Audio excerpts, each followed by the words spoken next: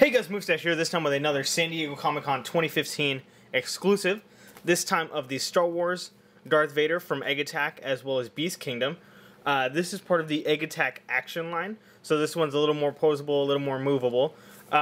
So looking at the front, we get this awesome, really cool metallic San Diego Comic-Con sticker, as well as if you look at that, we get an awesome metallic front to this box here. We got the Vader right here. It says Disney as well as Star Wars, and then same thing on the other side. On the back we do get a picture of the figure, the Egg Attack Action EAA002. As you can see, he has the lightsaber as well as his awesome look here.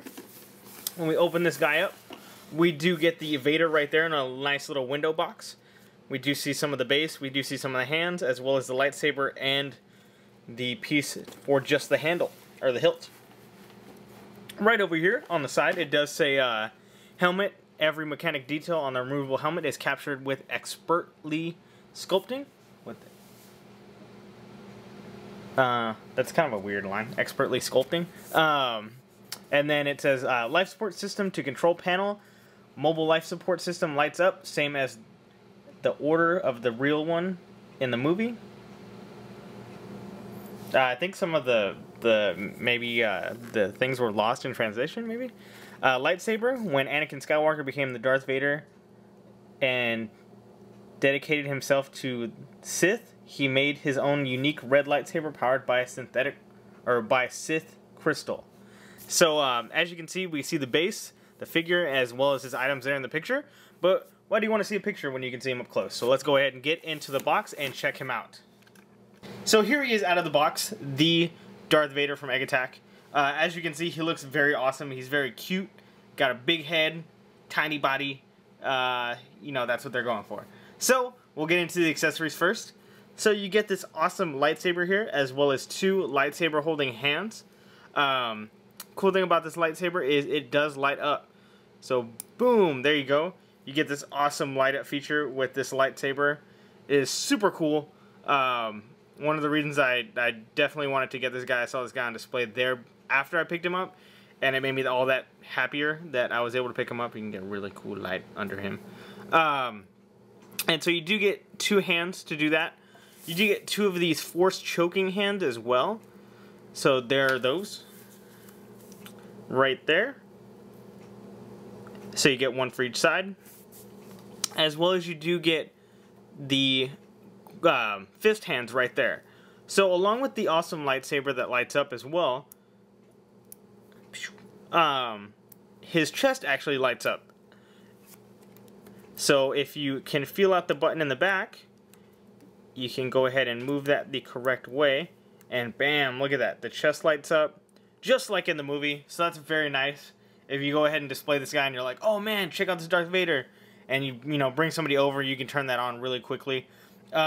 When they give you the instructions, because the instructions are not in the box when I got mine, they were actually handed to me when I purchased it.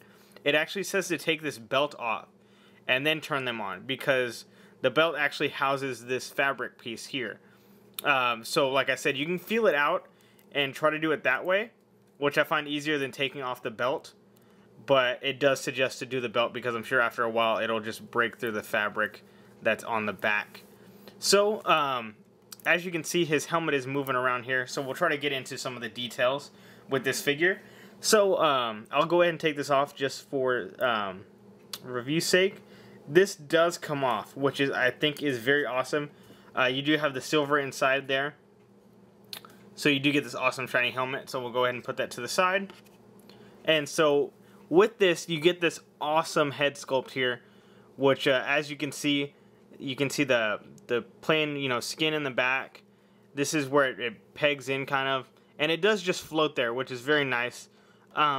It kind of does feel like it's metal sometimes, but this is just a thick plastic. So we'll go ahead and get this cape back so I can try to go over the articulation of this guy. So all the top here is a little free flowing here. None of it is on like a hinge or anything like that. It's all free flowing. It just goes right under the helmet. So the arms do go up about that far, and then we do get a pivot there at the shoulder, and then it does go up and down about that far. And then it does look like this arm, yep, it does do 360 degree right at the bicep. And then you can actually do 90 degrees right there. So if you wanted to, you could really get that. As well as you see, we do have a joint that comes across the chest. So it does come out from the shoulder there. So you could really get those poses with, you know, him either, you know, arm across the chest or like he's mad. As you can see, it is just a ball joint with the joints here. So you do get 360 degree there. Right there. So easy. And then going down, let me go ahead and put this straight. He does do 360 degree at the cuff. So that's very nice there as well. And then that's the same for the other side as well, as you can see. You can go ahead and put this arm in more because of the joint there. So that's very nice. Like I said, it's cool to be able to have that posability on a smaller figure like this. Like I said, the belt is free-flowing, and it does come with the piece for the lightsaber. So let's go ahead and do that real quick. So if you take these hands off, be careful because the joint, or the piece that actually can come off here, is on a little twist hinge. So you go ahead and twist that, and it comes off, and there's a spring that holds the batteries in place.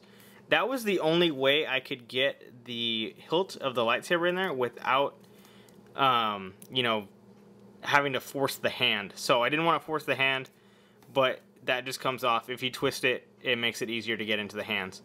And that just goes right here on the side, which is a nice touch. If you don't want the lightsaber out, you can go ahead and have it right there. And then going down to the legs here, we see the very nice sculpting here on the belt. The belt doesn't light up. It would have been cool if it did, but it does not. As you can see, no light up there. I have the light up on the chest. Going down to the legs do come up and down, much like the SH Figuarts joints. And then going to the knee, it does have what looks like a two-piece system. The belt piece fell there. Actually, it is not. It's just the one. So it looks like right in the boot, you have something that'll give you a little more movement there on the boot. But other than that, that's it. Hopefully you guys can see that. See how it joints there. I know there's a lot of black in the picture. So if you go down here, the foot here is on a free-flowing joint here on the ball. So you can go ahead and do 360 degree with those feet, or try to get some really awesome poses there, you know. And then you do get a toe bend, which is pretty nice. There is an armor piece here. The armor piece is part of the leg, so that is its lower leg, so that holds down the foot, as well as the piece there. And as you can see, I'll go ahead and take this belt off. The belt comes off really easily. Really nice molding, like I said before.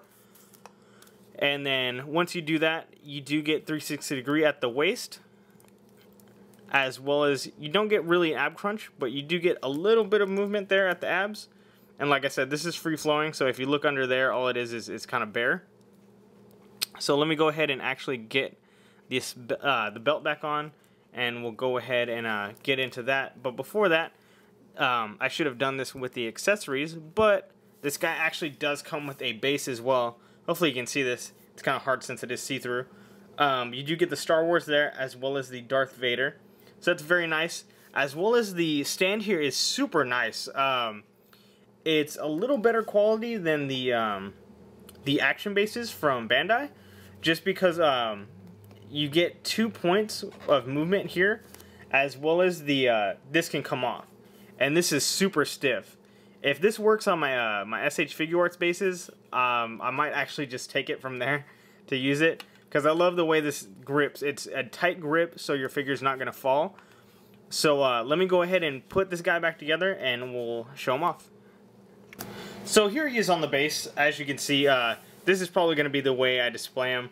Love with the clenched hand and the lightsaber on, kind of like that Empire Strikes Back on that Cloud City scene with Luke.